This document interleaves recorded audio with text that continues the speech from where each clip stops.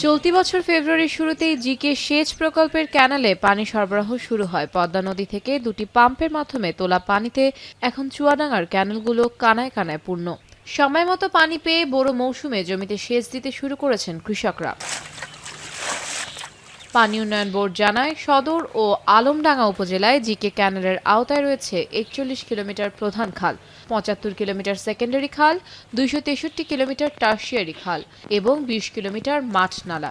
এই বিস্তৃত নেটওয়ার্কের মাধ্যমে সহজেই কৃষি জমিতে পৌঁছে যাচ্ছে সেচের পানি। তেল কিনা, মেশিন কিনা, মানে খুব একটা ভোগান্ত। আর এই পানিটাই সুযোগ সুবিধা যখন যায় সেখন পাইয়ে যায়। এইবারটা আমরা ভরপুর একদম প্রথম চান্সি যে এইভাবে পানি আজকে ছাড়েনি, একবারে ক্যানাল ফুটতে গেছে। ক্যানালের পানি ছাড়লে আমাদের চাষিদের বেশি উপকার হবে এবং বেশি লাভ হবে। জিকে ক্যানালের আওতায় চুয়াডাঙ্গা সদর ও আলমডাঙ্গায় রয়েছে প্রায় ৭,৮০০ হেক্টর ফসলি জমি।